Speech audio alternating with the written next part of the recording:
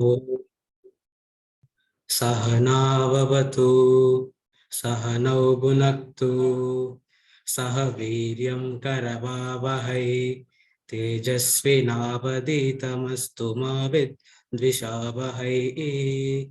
Om Shanti Shanti Shanti. Swamiji, with your permission, I would like to summarize the last lecture. Okay. Myself, Tarun, I am pursuing my second semester Bioscience at Sri Sathya Sai University for Human Excellence. In the last lecture, Swamiji started the session by making us understand about the Atman. There are two ways in understanding the Atman. The Soham, that is by saying that is and that is. And the second one is Neti Neti, which by saying not this and not this.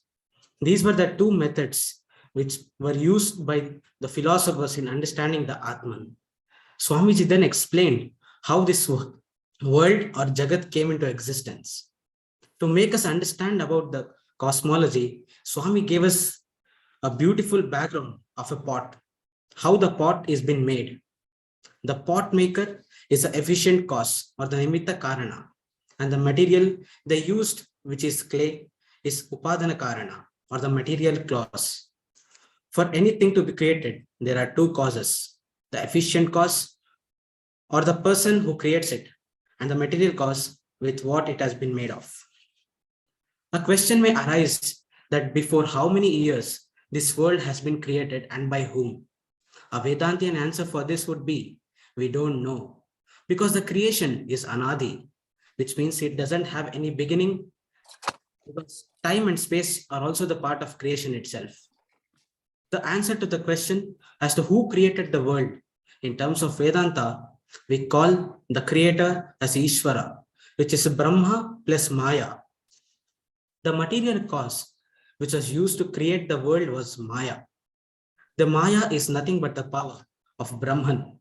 And in order to understand, Swamiji gave us an example, that is, the water makes everything wet. It is an inseparable character of water. And similarly, both Brahman and Maya cannot be separated. So we can put together and say that Brahman is both efficient as well as the material cause, according to Vedanta. As the answer was against the science and logical thinking, Vedanta provides an answer for this through a beautiful example, the theory of projection. How a spider creates a web, it creates from its own saliva. Similarly, it is the projection of Brahman which is seen as the world. It is not a theory of creation, rather it's a theory of projection. A question, what is this nature of Maya? It is called the Trigunatmika. It has got the three qualities, which is Sattva, Rajas, and Tamas. Swamiji then explained how the evolution of the creation took place to the five gross elements. Swamiji mentioned that it is the only philosophy in the world which tells us that individual self and the supreme self are one and the same. The author gives the base of understanding of how the individual self and the supreme self are one and the same. When somebody is speaking, we hear this sound. How this sound came into existence? The sound came from the Akasha, the Sparsha from Vayu, the Rupa or the form from Agni, the Rasa or the taste from Apaha, smell from Prithvi or earth. Swamiji told us how the Sukshma Sharira has come to existence. We know that Stula Sharira came from five gross elements. According to the author, the existence of Sukshma Sharira came from Sattvic aspect of Maya. From Sattvic aspect of Maya came the five Gnanendriyas and Manas. From the Rajasic aspect of Maya came five Karmendriyas and five Pranas. From the Tamas, the Pancha Bhutas have come. That forms the 19 parts of the Sukshma Sharira. Swamiji told us about the presiding deities. For Manas, which is moon. For Buddhi, it is Brahma or the Chaturmukha Brahma. For Ahankara, it is Rudra. For Chitta, it is Vasudeva. Manas, and Swamiji also quoted the definitions for Manas, Chitta, Ahankara, and Buddhi. The doubting nature of Manas or mind, the Sankalpa Vikalpatmaka Manaha. Nischayatmaka Buddhi, the decisive factor of mind, is called Buddhi. Aham karta ahankara, the sense of ego and self-identity through the doership. Chintana kartu chittam, the faculty of recollection of memories or thinking, is the definition of chittam.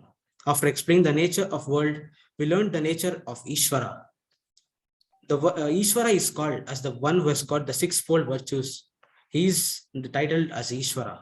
The sixfold virtues are Aishwarya, Shri, Jnana, Vairagya, Yashas, and Tapas.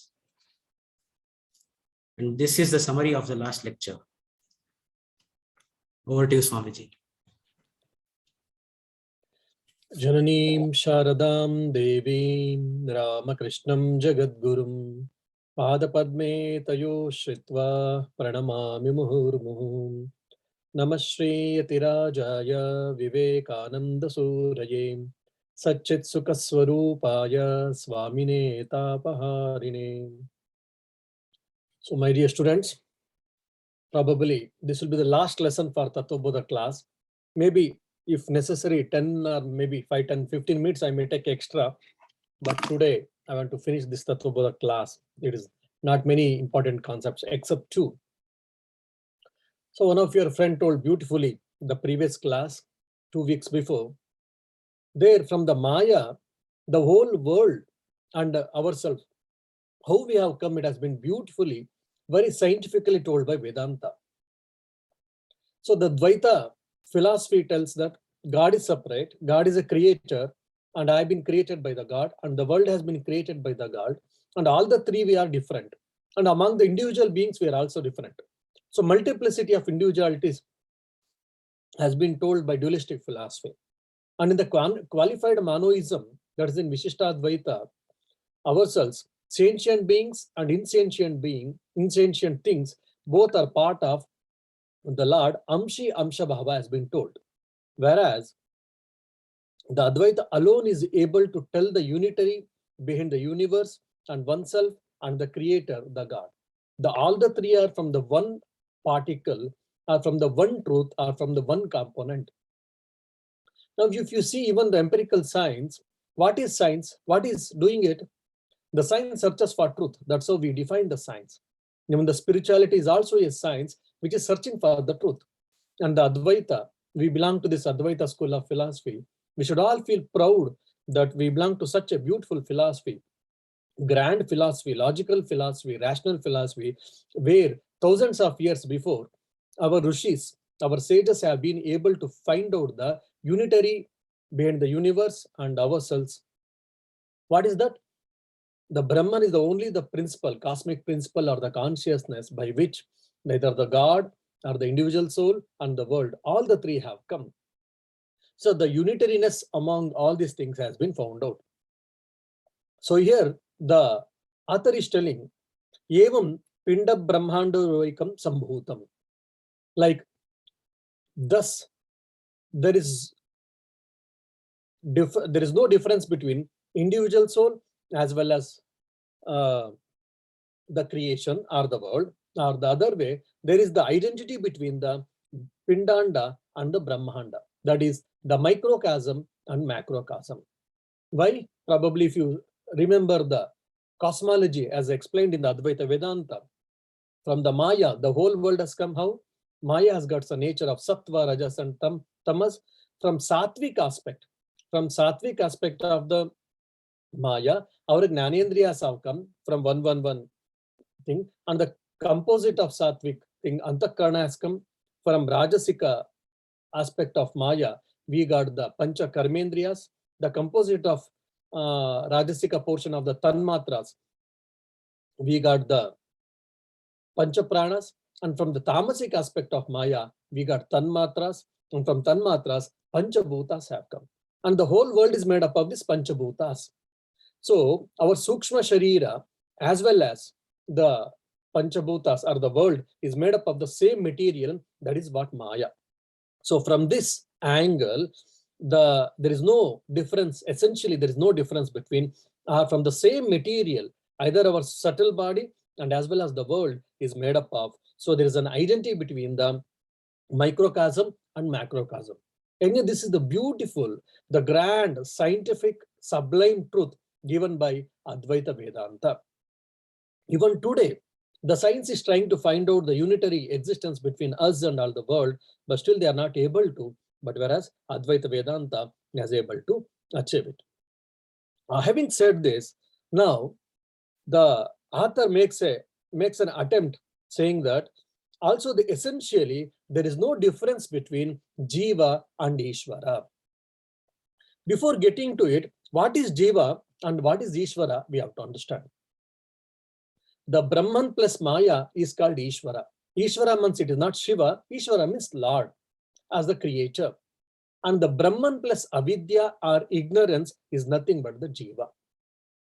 Brahman plus Maya is Ishvara.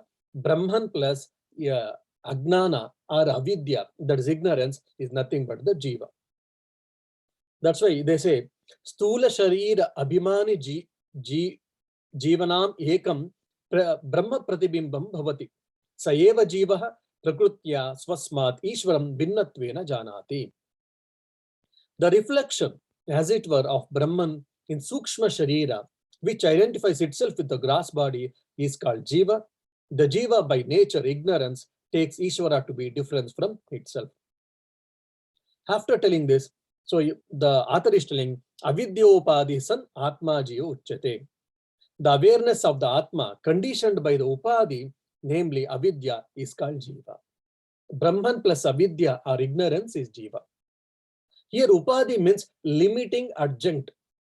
So though we are Brahman, we have got infinite possibilities, we have got infinite strength and all, but we feel that we don't have so much strength.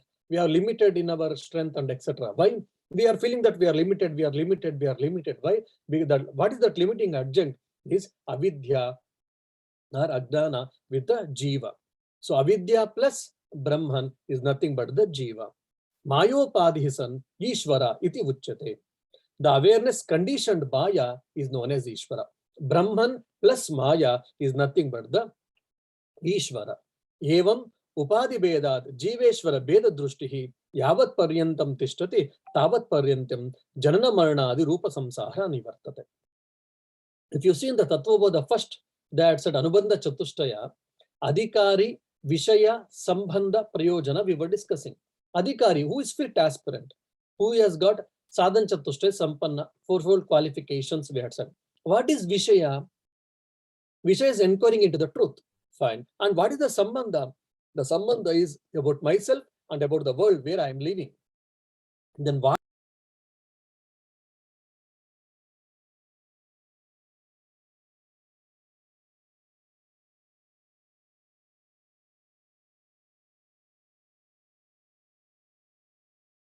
Will not be emancipated, you will not be liberated. Evam Upadhi Vedat Jiva Ishvara Veda Drushtihi Yavat Paryantam Tishtati Tavat Paryantam Janma Maranadi Rupa Samsahara na Nivartate. So according to the Advaita philosophy, the root cause for our samsara, that is cycle of birth and death, is Agnana, ignorance. What is that ignorance? So long as the notion, which is due to difference in the conditionings, that Jiva and Ishvara are different remains, until such time there is no redemption from samsara, which is of the form of repeated birth and death. So what the prayojana? By studying Tattvabodha, when this ignorance is being removed, then we are liberated. We get emancipation. We get moksha, mukti. And what is that state? That is the state of absolute bliss. Tasmat karanat na jiva ishvaror ubhayor buddhi svikarya. Brahman is the same entity in the Ishvara as well as in the Jiva. Only Upadhi Vedat, because of due to the difference in limiting adjunct, we are feeling that I am separate from the Ishvara. Jiva is feeling that he is separate, he or she is separate from the Ishvara. Tasmat Karanat, due to that reason, Jiveshvara Veda Buddhi Svikarya Nam. The notion that Jiva is different from Ishvara should not be accepted. That means what? I and Jiva and Ishvara both are one and the same. How to understand that? For an example, there's a sun. And if you keep 10 buckets of water, in 10 buckets of water, there are so many reflections. Only one sun, it is only reflectly one. Because of so many subtle bodies, there are multitude of individual beings. So similarly, If you see the water of the pond and the water of the river, if you see, there may be difference in the quantity, but in the quality or in the content, both are one and the same, that is H2O. But because in a pond, it is a limited quantity of water. In the river, there is a huge quantity of water. By that, we cannot say pond is different essentially from the river. A river is essentially different from pond. Both have containing the water only. Essentially, both of them are having a water. So similarly, I am also that Satchitananda, even the Ishvara is also Satchitananda. So it is only Upadhi Bheda. Essentially, there is no difference. The moment we understand that, then we are liberated. For that reason, we have to understand Advaita Vedanta. We have to study Advaita Vedanta. That is what Prayojana. So what is the Prayojana by studying Advaita Vedanta? Tattvabodha text, you get it. You will be liberated. How? By removing your ignorance, by destroying your ignorance. Any Advaita Vedantic text, if you take, it ends with the Mahavakya Vichara. Mahavakya is taken from the Vedas. The essence of Vedas can be told in a very beautiful, in a one sentence or in a 2 or 3 words. Such are called Mahavakyas. There are so many Mahavakyas, but traditionally we have taken the 4 Mahavakyas from 4 Vedas. One is Aham Brahmasmi, the second is Tattvamasi, third is Ayamatma Brahma, fourth is Pragnanam Brahma. And here generally when Mahavakya Vichara, when we take, generally, traditionally, Tattvamasi, Tat Tvam Asi, you are that. This Mahavakya Vichara is done. Again, this Tattvamasi Vichara, Mahavakya Vichara itself goes pages after pages. It can be discussed for hours together. But for you, for your level, I will not go that in a very simple way, possibly simple way, just in maybe 5-10 minutes, I shall try to explain what is this Mahavakya Vichara, and by studying it, what I will understand. I and the God or the Ishvara, both are one and the same. Essentially, whatever we have been discussed, the same thing has been discussed scientifically, rationally, with the help of Vedanta Vakya or with the help of Veda Vakya. That is Tat Tvam Asi, you are that. Nanu Sahankarasya Kinchit Agnasya Jivasya Nirahankarasya Sarvagnasya Ishvarasya Tattvamasi iti Mahavakyat Katam Bheda Buddhihi Syad Ubayoho Viruddha Dharmakrantatva. But the Jiva is endowed with the ego and his knowledge is limited. I am limited. Whereas Ishvara is, he doesn't have any ego and is omniscient, omnipresent, omnipotent. Then how can there be identity as stated in the Mahavakya Tattvamasi, you are that, between these two who are possessed of contradictory characteristics? So here doubt has been raised by the author itself. Tattvamasi in the Mahavakya, you are that. That means what? God and individual soul, both are one and the same. Essentially, the Mahavakya is telling that, the great sentence, but I am Alpatva, Alpavyapitva. I am not omniscient. I am not, the Jiva is not omniscient. Jiva is not omnipresent. Jiva is not omnipotent. And Jiva has got an ego. He is an individual being. He is in the Maya. He is in the realm of Maya. He is in the realm of samsara, where he has to take repeated births and deaths. Whether he wishes or not, he has to take the birth. Whereas God is, Ishvara is omniscient, omnipresent, omnipotent. He need not to take the birth. He doesn't have any ego. He is not under the cycle of samsara, that is birth and death. We are in the Maya, but he is a Mayavi. He is the owner of the Mayavi. He is the Prabhu, is the Lord of the universe, is the Lord of the creation, is the Lord of the projection. Then how to understand this? Both are appearing contradictory, isn't not? This is the question or doubt, as a Purva Paksha we say, from the different school of philosophy, different system philosophy, as if they're asking like that. The question or doubt has been raised by the author himself. Then iti chet na. If that is so, no, you are wrong in understanding. Why? Stula sukshma sharira abhimani tvam padavachyartaha upadi vinirmuktam samadhi dasham sampannam shuddham chaitanyam tvam padalakshyartham. Now, before going to it, I would like to tell 1 or 2 very important technical aspects. I will be going to grammar portions. Here, generally, if you take any sentence, we have got Vachyartha, Lakshyartha. Vachyartha is literal meaning. Lakshyartha is applied meaning. Probably this will be new for you, most of you. So I will take an example. For an example, there's a Sanskrit sentence, statement. We will take a Sanskrit statement. Gangayam Goshaha. Gangayam Goshaha. Goshaha means village. Gangayam Gosha, whoever knows Sanskrit, they'll be knowing that if you take the literal meaning, the village is on the Ganges, on the Ganga river. If you just translate this sentence, Gangayam Goshaha, the meaning will be, the village will be on the river. The village is on the river. Then for any one of our common sense, we know that how the village can be on the river or in the river. It cannot be. It can be on the bank of the Ganges, bank of the Ganga river. So the literal meaning is the Ganges is on the river or in the river. It should not, that is the Vachyartha. Lakshyartha, that is applied meaning we say. What applied meaning here is, means the Ganges is on the river or in the river. If you say, that means what? The village is near, the village is on the bank of the Ganga river. We have to take it. We have to understand in that way. The village cannot be on the river or in the river. It is probably, or it should be taken as in the bank of the Ganges, Ganga river. So similarly, if you say that, if the doubt is so, the literal meaning of the word thou, you, that is Jiva, is the one who identifies himself with the gross and subtle bodies. The implied meaning of the word who is pure awareness, which is free from all conditionings. So the literal meaning, it cannot be taken. Now here Jiva means what? I am identified myself with this physical body, gross body and subtle body. So I am in the realm of samsara, that is repeated birth and death. Whereas the God is the omniscient, omnipresent, omnipotent. He is the creator, he is the Lord of all the beings, he is the Lord of the universe. He doesn't have any karma, he is the karma adisha. Then how to understand that we both are essentially one and the same? If you say just like that, here we cannot take just like Gangayam Gosha, literally that the village is in the river, a village is on the river, Ganga river. No, village is in the bank of the river. Similarly, evam sarvagnatvad vishishta ishvaraha tatpada vachyartaha upadi shunyam shuddha chaitanyam tatpada lakshyartha.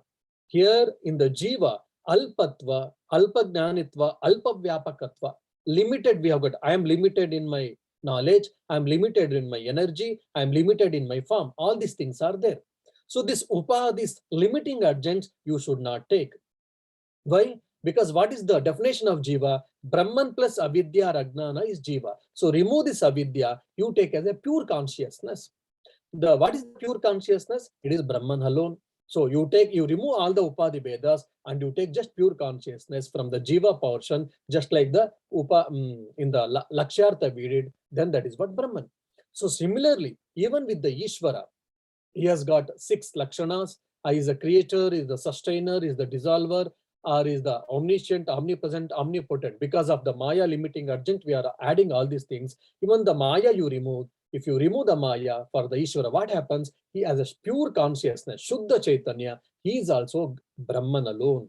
For the Jiva, if you remove all the limiting adjuncts, is a pure consciousness as a Brahman, Sat Chit Ananda. Similarly, with the God Ishvara, if you remove the Maya, then he stays in the pure consciousness, that is Brahman, Satchit Ananda Swarupa. So from this point, evamcha Jiva Ishvarayoho Chaitanya Rupena Abheda Bhadaka Vavaha. Thus, there is no contradiction regarding the identity between Jiva and Ishvara from the point of mere awareness. From the Shuddha Chaitanya point of view, both are Satchit Ananda Swarupa by nature. Remove the limiting adjuncts. One side is Maya, the other side is Ajnana. Then both are just awareness or pure consciousness. From this point, Jiva and Ishvara both are one and the same. So to understand this, to realize this, that is what Advaita Vedanta is trying all this. When you study Tattvabodha properly, this ignorance has been removed, then you will understand Aikya Gnana. The moment you get Aikya Gnana, then you are Mukta Purusha. You are liberated person, you are realized person. The moment you understand that you are that Ahamasmi Brahma or Tattvamasi. Now the question may come, oh, Swamiji, we did hear Jiva Tattvabodha text. You are hearing, you are explaining. Then Tattvamasi, you did say that. Okay, then why didn't we get this knowledge? Because we are not Uttamadhikaris. For an example, Uddalaka said to his disciple, his son Shvetaketu, Tattvamasi Shvetaketu, Tattvamasi Shvetaketu, Tattvamasi Shvetaketu. 9 times he told. 9 times he just repeated, then Shvetaketu, he understood that he is the Brahman. Means he is understood, he realized, yes, Ahamasmi Brahma. Yes, I have realized that I am that Brahman. Because he was Uttama Adhikari, he was Sadhana Chatushtaya Sampanna. What is Sadhana Chatushtaya Sampanna? You can remember. So because he was the Uttama Adhikari, he was a fit aspirant. That's why the moment when he understood Tattvamasi, when he heard 9 times, just 9 times, he understood, he realized. But for us, probably so many times we have to hear again and again, we have to think, we have to meditate, we have to contemplate. Shravana, Manana, Nididhyasana has been told by Advaita Vedanta has to be done.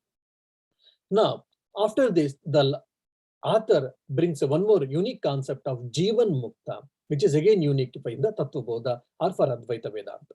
Now, if you see in the Semitic religions, in the Islam and Christianity, for us, after our death, we go to heaven. There, the Lord is, he weighs our good sin and goodness. If the goodness is good, punya is good, then we'll be pushed to heaven, we'll be sent to heaven. If papam, the sin is more, then we'll be put into hell.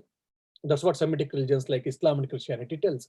Similarly, even our dualistic religion and qualified monoism philosophy, Vishishtadvaita and Dvaita, they also say that same thing. Whereas Advaita says that you can realize here and now and here only.